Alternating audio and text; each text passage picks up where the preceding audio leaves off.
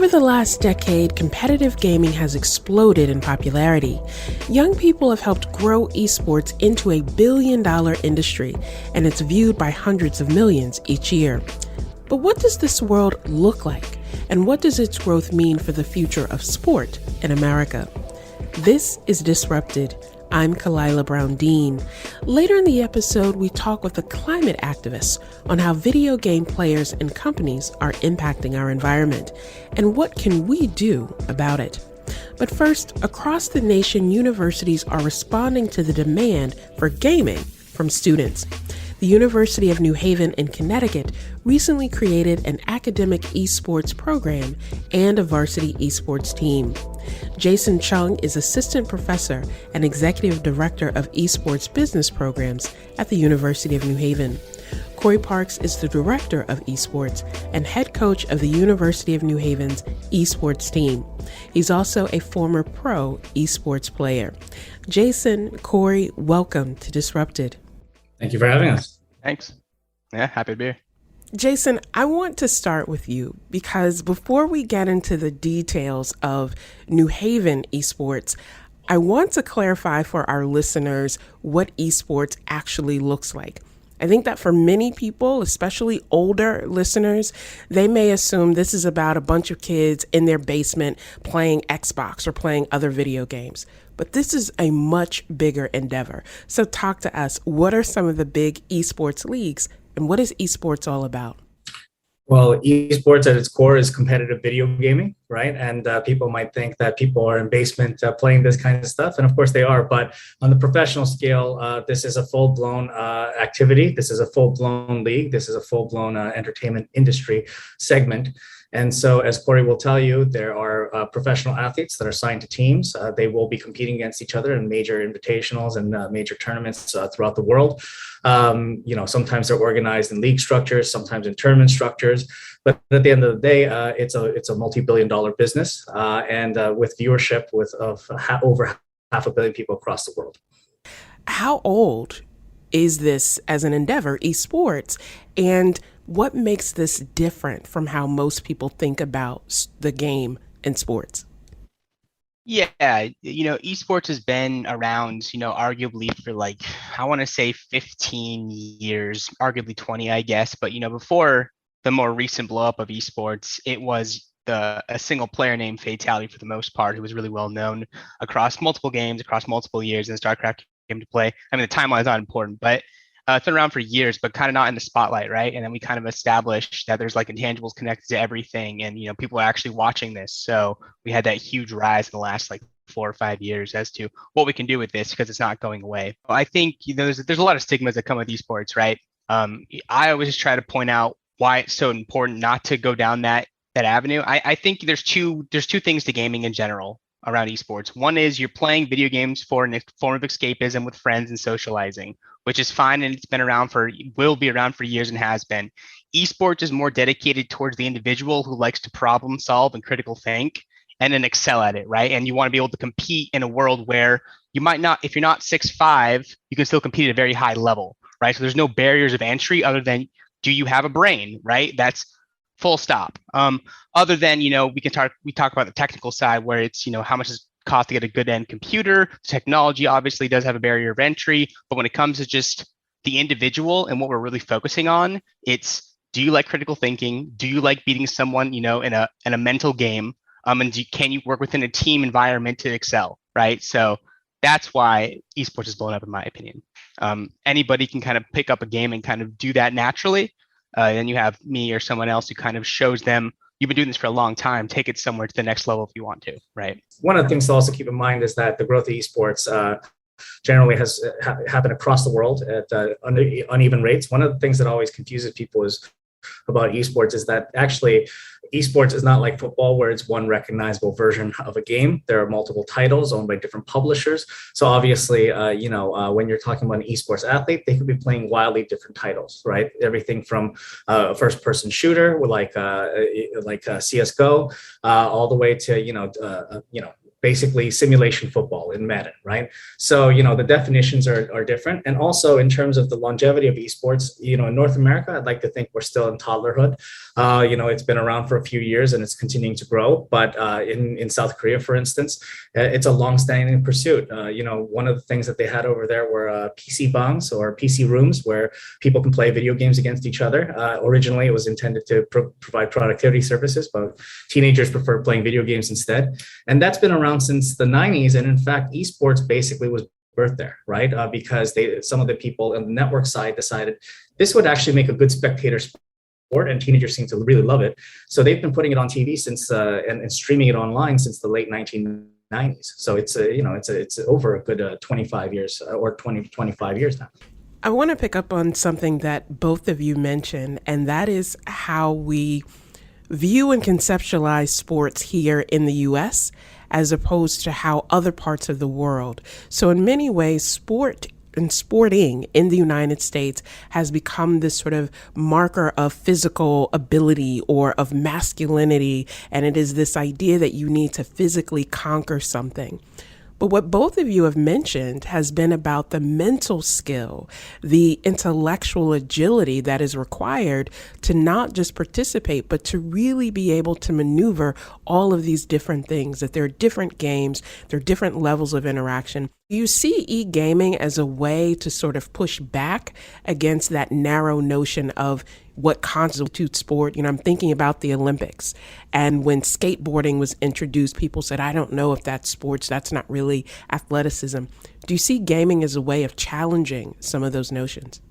At first, I think when esports kind of started to get a little bit of a bubble and people were playing more often, there was a little bit of a pushback mentality.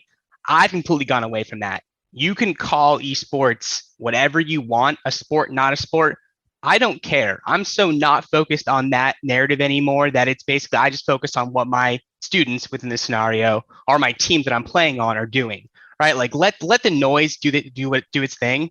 At the end of the day, sports will succeed for the rest of our lives. Like there's no doubt in my mind. Are numbers slowly trickling away into esports? Yes, you can go look at the data, right? More kids are playing games relative to going and playing basketball when they're in 5th grade. It's just fact.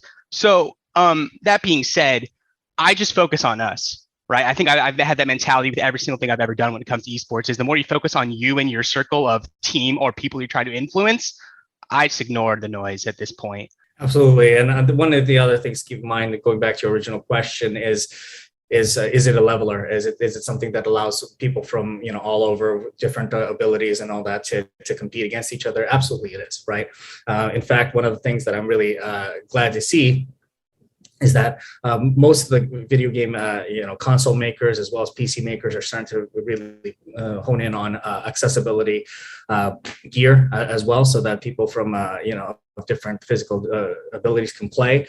And I think all of that is incredibly positive. Will that help acceptance or bring people over? Again, as Corey said, I think that's a little bit secondary.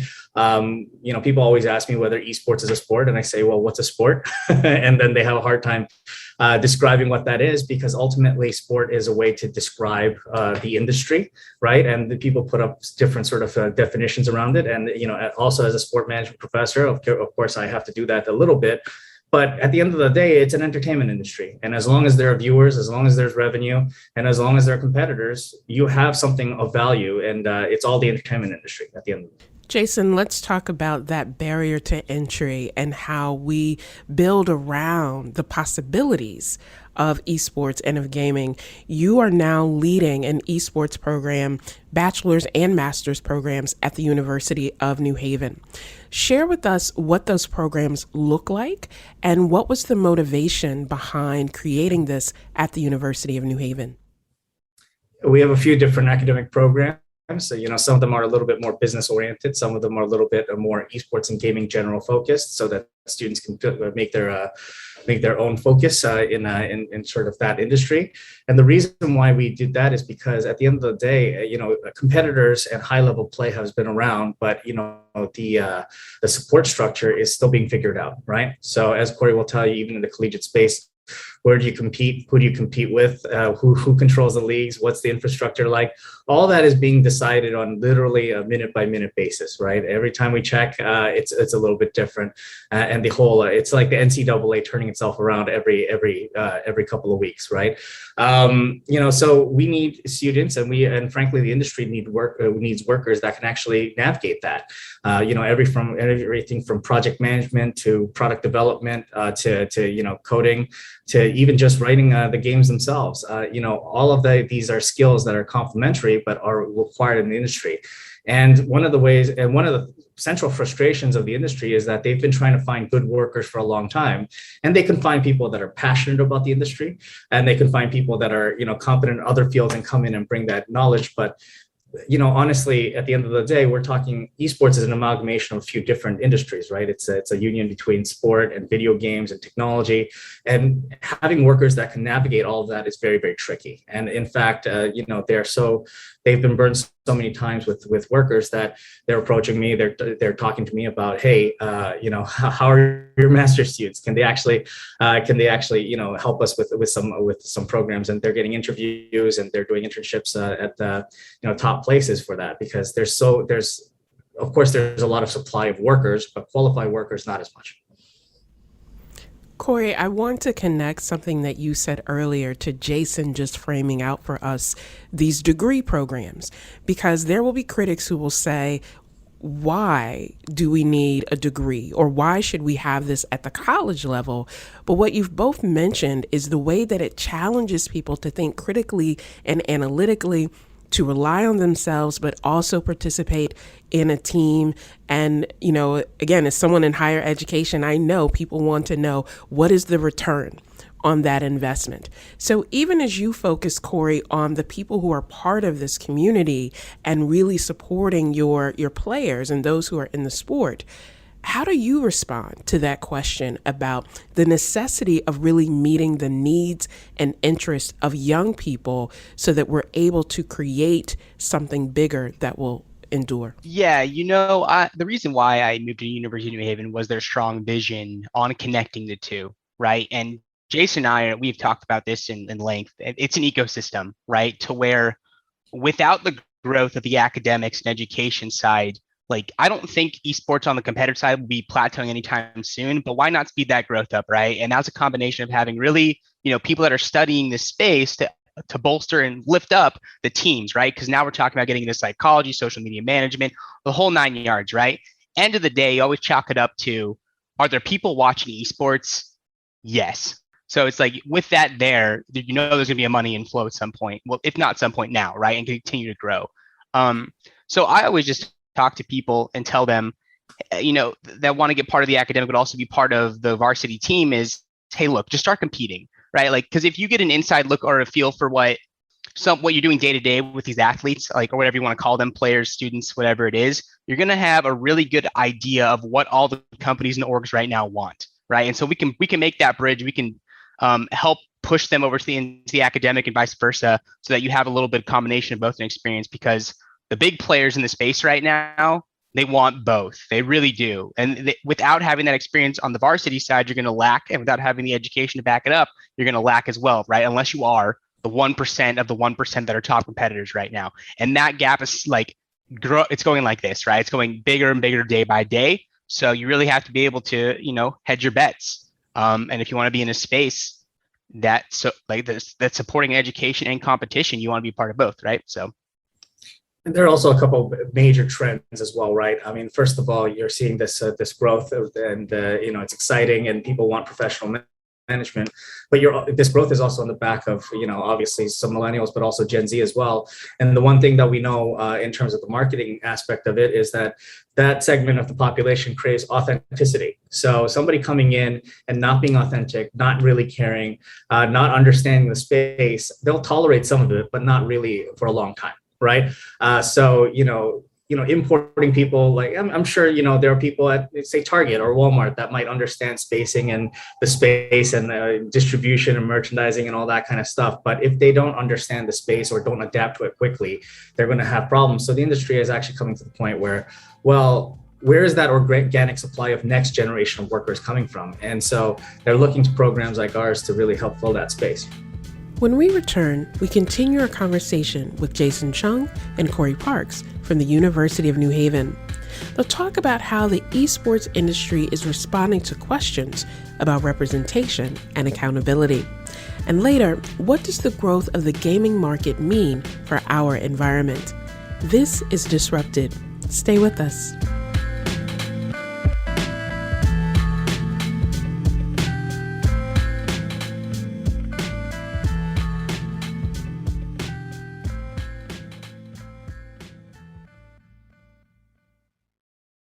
Welcome back to Disrupted. I'm Kalila Brown-Dean. Later in the show, a climate activist talks about how gamers can lessen their impact on the natural world.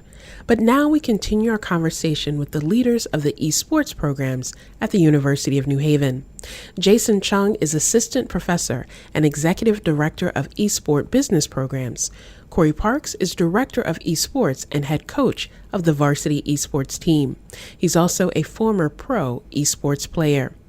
The gaming community has seen its share of scandals and allegations involving sexism, harassment, bullying, and abuse that often push women and girls away from the sport. And although the number of women involved in the industry has grown over the last decade, the esports industry continues to struggle to attract and keep them in the sport. I asked Jason how the university is working to make its programming more accessible to all students. So the first thing I could say is that, just to be completely transparent here, does the gaming industry as a whole have a male dominance and is that a problem? Yeah, absolutely. That's something that I think everyone is dealing with. In fact, the whole industry is dealing with right now because it's not only a moral issue now, it's also a business issue, right? If you've been seeing all the things that have been happening at Activision Blizzard or other places, you're seeing a lot of pushback against, what quite frankly, a lot of people call it frat boy culture. And, and that's affecting not only the people and the culture within the company, but also its perception of that company in the broader gaming space and broader society as well. So that's something that we at the collegiate space are obviously trying to deal with. And in fact, one of the things in the master's program that I can point to is that we brought on Dell Technologies as a partner to teach our diversity, equity, and inclusion course. And in fact, that was done with a business focus, right? Because at the end of the day, of course, we want to talk about it morally and say we've got to do better, but that connected with the business side is really what begets change. And so, obviously, we want to get to parity. We want to have as much representation as possible. All of that we recognize is a process as well, right? Because these kinds of things have been going on for so long and it's become entrenched to a certain degree, overcoming that is not, an overnight thing. It's not a snap. You have to keep working at it. And quite frankly, we'll do that on the academic side. I know we're doing that on the varsity side, and we're trying to recruit from as wide as possible, both students and players. And we're also working with the industry to try to attack that problem and make it better, right? And give people rationale. There's a lot of times when you bring in representation, and this has happened to me as before, being Asian, when people say, well, this is buzzword, right?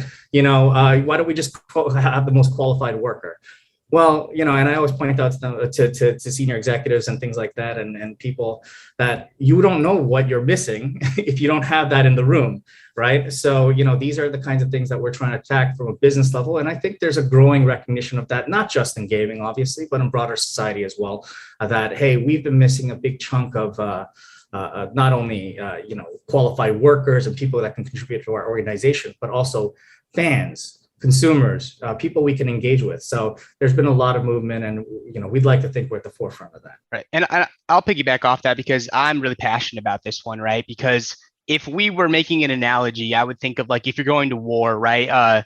Jason's taking care of all that in the war room where I'm on the front line, right? Because you have this infinite amount of, feels like infinite amount of individuals who are online, not filtered and don't really understand. And their parents probably have 1,000 stories about each one of them about what they're saying to their friends over a microphone, right? And this is the real problem is you have a combination of a toxic mentality that kind of just like is rampant right now, along with the fact that, I think the gaming industry itself is cut down the middle 50-50 for females and males. Like that's how they like to chop it up and the metrics are there on the casual side of gaming. right? On the competitive side, completely different. I would say 90% to 10%. I've thought about this for a long time, and it really falls onto one thing, and it's you have to get people involved into what we're talking about at a younger age correctly, right? I always talk about the stepping stones and the stepping, like you can't have, there's no esports camp at grade 5 or 6 or 4 to really establish and solidify some of these great concepts we have, which is be inclusive and, you know, work within a team and don't trash talk people, have good sportsmanship. And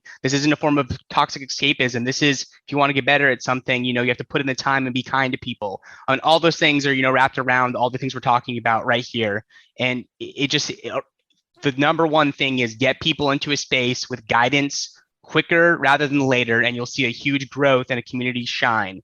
We're not there right now because for the last 10 years, other than, I mean, the recent 5 has been great, but the 10, the 15 before that, gamers have been, you know, by themselves, isolated with no one watching them, just doing what they loved, but there's always going to be bad actors in any space. Yeah, I think the main word is accountability. The thing about gaming, as Corey mentioned, in terms of history, it's been very unaccountable. You're anonymous. You're talking and you're saying all kinds of crazy things and until recently, a lot of these things weren't even monitored quite as well, because the companies basically said, hey, we don't want to start regulating this because if we start regulating it, we're going to be responsible. So, some of that is changing now, but the key is also accountability up and down the chain. So this, now that more students are becoming part of high school leagues and collegiate leagues and pro organizations, some of the things that everything that they say in any forum will also they'll be accountable for that. And I think that will help the culture. But it's also, again, a process, right? Really, I also have to point out that a lot of the time when we're talking about problematic people, they're a percentage, but they're a very vocal minor percentage of it, right? They're the ones that will show up and say all kinds of crazy stuff just to rile you up because, frankly, they don't have anything else going on with them, right? That's the way we have to, I think of it. And is it time to weed that out? Absolutely. I think it's what makes gaming as a community such an important and powerful opportunity to see what's possible when you combine authenticity with recognition and accountability. What is the creativity, the innovation, the possibility that comes out of those spaces so that it's not about saying, listen, this doesn't exist, but recognizing it does exist and here's the possibility.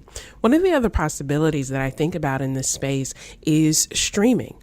And how the emphasis on streaming that we're seeing with, major motion pictures and now in gaming could also change some of these dynamics. How important is video game streaming and sort of online gaming more broadly? How important is that to the work that you're both doing in the classroom, but also in competitive gaming with teams? It's critical. I mean, at the end of the day, streaming and broadcasting yourself and being and connecting with an audience worldwide, that's actually the lifeblood of promoting everything. There's a lot of personality in the space, and quite frankly, that's the thing that people are glomming onto. And one of the things I'd like to point out is that, as Corey knows as well, professional teams and organizations, a lot of them are not making. They may have huge revenues, but profitability is always a concern. And in fact, it's something that they lose on a lot of the time. They just grow the asset. Whereas, if you're a streamer, that's the profitable side of the industry right now, right? And a lot of and why is that? It's because advertisers and sponsors are realizing that because new consumers want that sort of authenticity and crave that authenticity, they've realized that, hey, associating ourselves with these people is good for our bottom line. So how much stuff can we give them? How much money can we give them without, without making them look like a corporate show, right? And so there's that constant, communication going on. But yes, streamers are absolutely critical to growing everything because they're driving a lot of the viewership and the money. And how does that relate to esports? Well, some esports athletes have followings as well. Obviously, culturally it's very different about, around the world who people will watch. In South Korea, for instance, you could have zero personality, but as long as you're really, really good, people will follow you. Whereas in North America, it's a little bit more personality focused. But again, these are marketing trends and things that are being figured out actively as we speak. And honestly, I think they're a pretty big lifeblood of everything we're doing, everything from the casual gaming side, but also the esports side as well. Yeah, and I think it's really important because you just talked about accountability, right? And if I know one thing about people that compete and play and are in the space of esports is they're passionate, unfiltered, and they're going to make mistakes. And I admire anybody who can be on Twitch day in, day out and be judged, critiqued nonstop. It's a very hard thing to do, so they deserve all the credit for everything that comes to them. That being said, they have to be held accountable, right? And Twitch does an okay job at times, questionable, right? But at moments, I think they do a pretty well job overall. But they are the ones that the 14 or 13-year-old Fortnite player is going to watch and try to act like. Right? We talk about role models in the space too, and those are the first ones they kind of actively try to watch, because first they'll start watching YouTube videos and they'll go find someone that they actually enjoy listening to. And that's a really defining moment, because most parents don't really know how to stop a kid from picking what they're watching on Twitch most of the time, or unless they're really involved. And at that point, you're really setting themselves up for what the next 4, 5, 6, 7 years is going to be if they really like that entertainer, right? So I think it's literally the forefront of how we hold people accountable within the space. We have some really good role models in it, and not some that are not so great. Jason, I grew up playing The Legend of Zelda and Duck Hunt and Super Mario Brothers, and I thought that made me a gamer. Clearly, it does not. It made me someone who loved games, but maybe it did make me a gamer.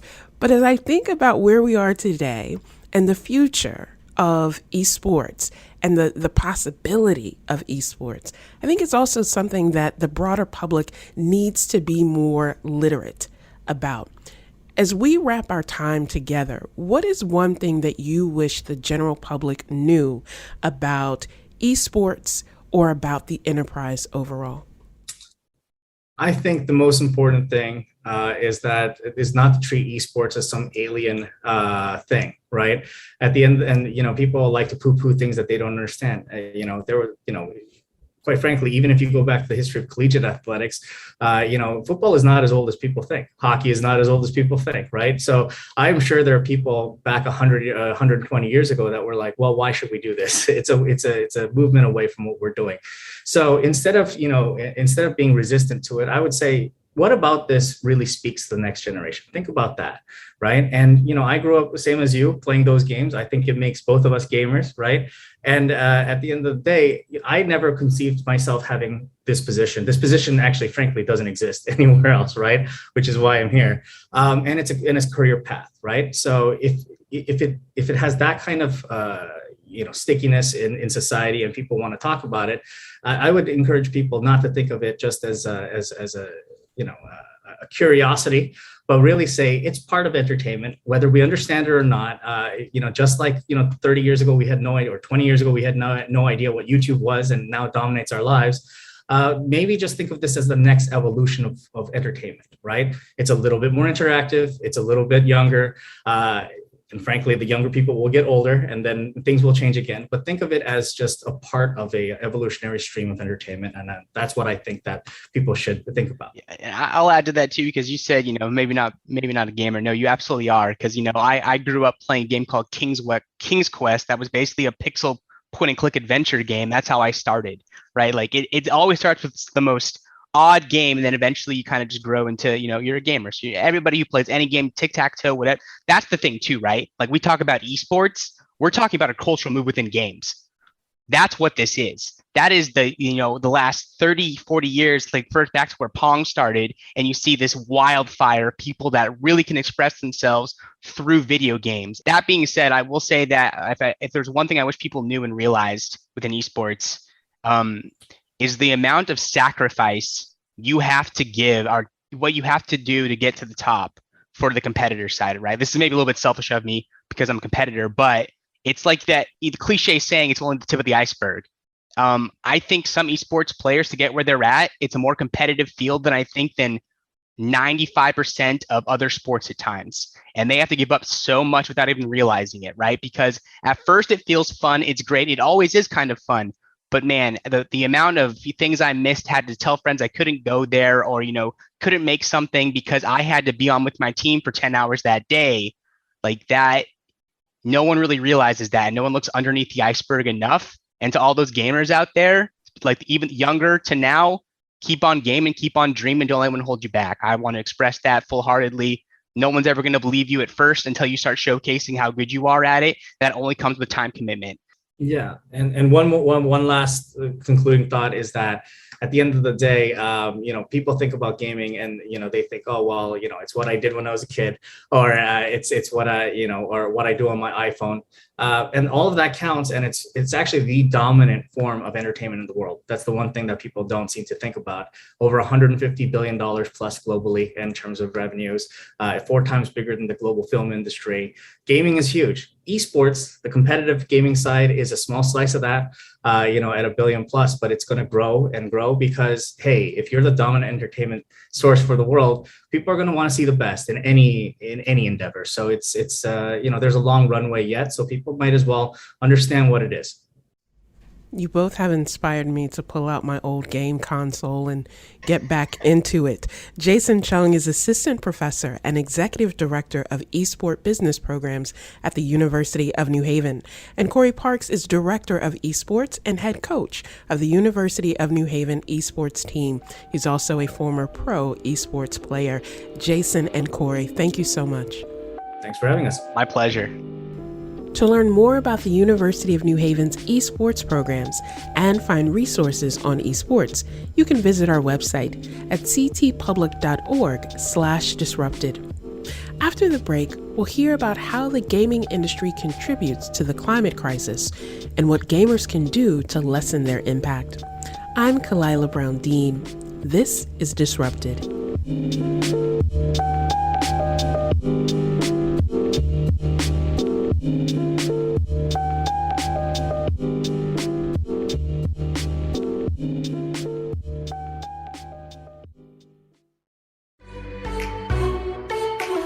For the first time, the gaming industry has come together to explore how they can encourage players to protect nature and biodiversity through actions in the games themselves.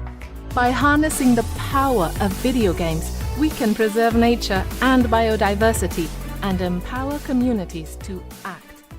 Welcome back to Disrupted. I'm Kalila Brown-Dean. That was a promotional video from the UN-backed organization Playing for the Planet. Their work focuses on educating gamers about their carbon footprint. But climate experts say the real change that needs to happen is on the corporate level.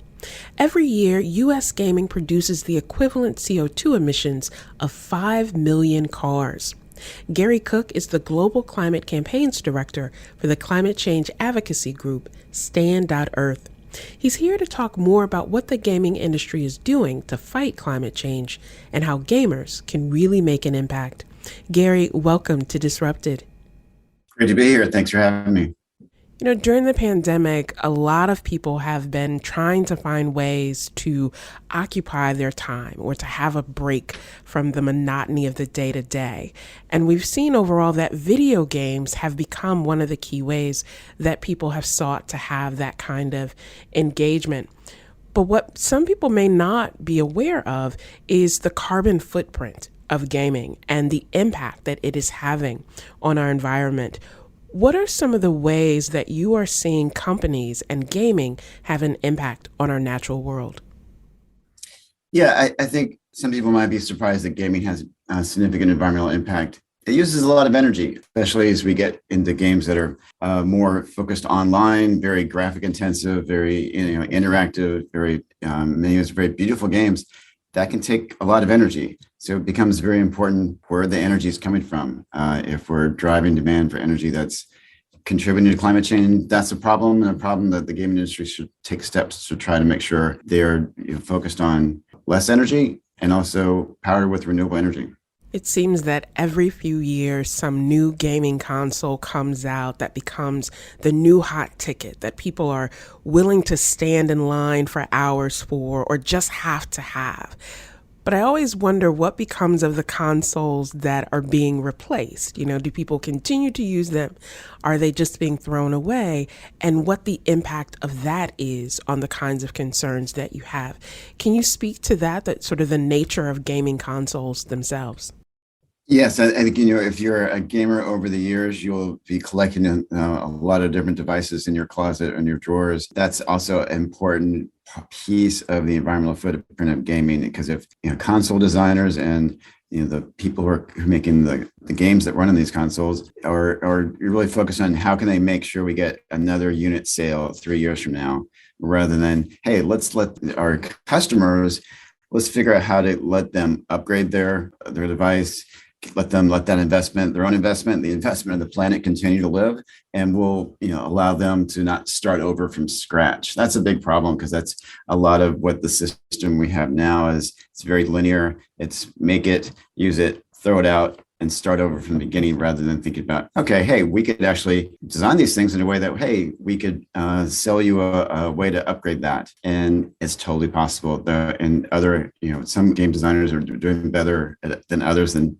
allowing users to repair their devices. That's really important. There's also decisions from a game manufacturer, like, where is that manufacturing happening, and what energy is behind that? A lot of times it's made in parts of the world that are very heavily reliant on coal still. And that's clearly one way they could make decisions that would make it less. So it's about where it's made. And it's also make that investment last longer, because it's not just your money, it's the planet's investment as well. I'm hearing, Gary, a connection between the ethical impact of gaming, or the production of gaming, as well as the environmental impact. I don't think it's possible to separate the two, but the ethical question comes up in a variety of ways. And I think often for the public, they think of the ethics of it in terms of how much these consoles cost, right? Everyone wanted the PlayStation 5 last year, and people thought about the cost of that, or, if it goes on to a resale market, how that increases. But as you're saying, it's also the cost of the production, and then who bears the disparate impact of that cost. How do we sort of change the conversation so that as people are engaging in this, as consumers, we're also thinking about the cost of this sort of entertainment and pleasure for us? Yeah, well, I do think consumers are going to be the real catalyst for change here, because I think you see people who are, they read the news just this week, UN saying we are on a path to runaway climate change, and we're not reducing fossil fuels fast enough. People are concerned about, the impact of their decisions on people in other parts of the world. And I think you're just seeing the game industry begin to wake up to the fact that they have a responsibility. Companies are starting to, indicate they want to do better. They're definitely not moving at the speed and scale they need to. They're growing very quickly. We saw, gaming explode during the pandemic, and we need a much bigger intervention. I think that intervention needs to come in part from their customers, who want to say, hey, we like your product, but we don't want to be contributing to climate change. We don't want to be causing pollution as a part of our buying the latest Xbox platform.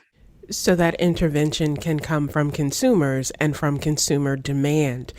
Do you think that there needs to be more of an intervention or more regulation from government? Or do you think that takes away from the sort of shared ownership of our environment and what we all collectively can do to address that? No, I think we definitely need intervention from government, and you've had this already. And I think we need to see accelerate in terms of setting energy performance standards for consoles. You see that happen in California, where gaming is already it's like 5% of residential electricity demand. It's like kind of up there with electric dryers and other things that we otherwise think as being really big sources of household energy demand, electricity demand. And that's just from the console side. That's not even counting when you layer in the move to cloud gaming, which typically increases the amount of energy and investment, 2 to 3 times, versus if you're just running it sort of from your own platform. Let's talk about that then. First of all, I'm still stuck on the idea of the level of energy consumption for California related to gaming. And I'm thinking about when we get into these periods, especially in the summer, where people say, don't run your washer and dryer during the day, or hold off on the dishwasher and do it by hand in order to conserve energy. I never hear those same demands when it comes to gaming. But a lot of people, Gary, thought that cloud gaming would be better because the barrier to entry in that space would be lower, that it would allow more people to participate. But it sounds like what you're saying is that cloud gaming can actually introduce even more demands or even more challenges when it comes to this environmental impact. Talk to us more about how cloud gaming functions in this space. So cloud gaming, you're basically taking what had previously been driven from your console and taking a significant port or adding an additional layer of computing graphic and putting it in the cloud. And so that's being, there's energy spent in the data centers that deliver that. It's not happening on your Xbox now. It's all happening in the cloud. And it's also the energy spent getting those bits and all the images between the data center and your house.